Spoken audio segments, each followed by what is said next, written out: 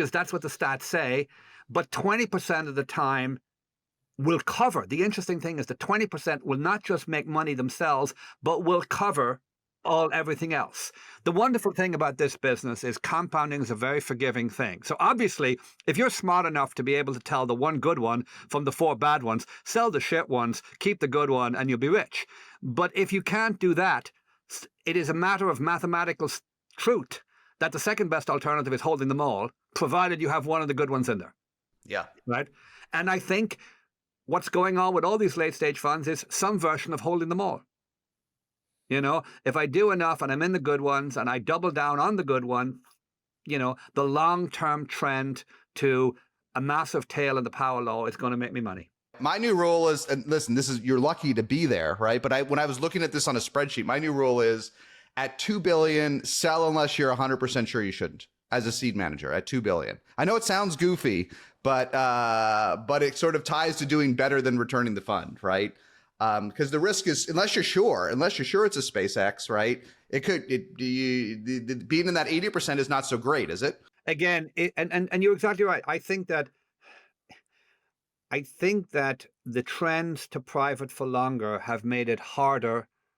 The truth is this, it's a hard comment, but they've made it harder for most investors and most funds, because you're exactly right. Now you have to figure out you have to make these choices, whereas before you got liquidity on them all. Now you're still in private land and you got to try and figure it out. You're having to make those decisions with a smaller portfolio count. The truth is, if you need 20 deals at, you know, when you're starting at $1 billion to compound to 100 billion, at your stage, Jason, the portfolio count you need is much higher. And the way that manifests itself, if you've constructed your portfolio 10 years ago, assuming you got your exits 100 to 200, the risky thing is now you still got to double down 1 or 2 or 3 more years from here.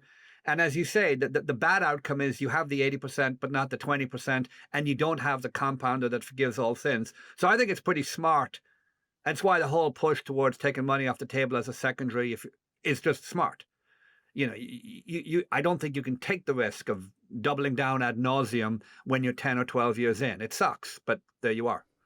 Yeah, I remember back in the day, I'm dating myself, but I was an emergent CEO with Peter Gassner at Viva, right? And you might remember it better, but I saw a little bit of it happening, and their LPs were very mad when they held. Right? Because they were the only real investor in Viva, right? 30%. They own 30% at IPO.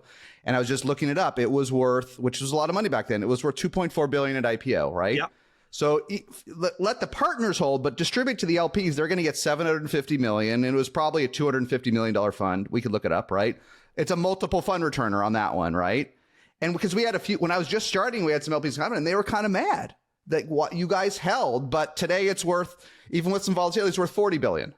Agreed. 25. Right. And created billionaires out of that, out of GPs. Created billionaires by holding. But how do you know? And I knew Peter was the best one out of our class, by the way, our batch. So maybe you can know. Like there was David Sachs was like 10 times better than me. Right. And there was Rene Lasert and others. But Peter was like fucking off the planet in terms of quality as a CEO. But I didn't have the numbers. Right. But they made the bet, didn't they? Yes, they did. And remember, the thing they had to their advantage was, well, advantage or disadvantage was when you're public, you can make that decision. You can distribute and allow different people to make different decisions. That's the beauty of the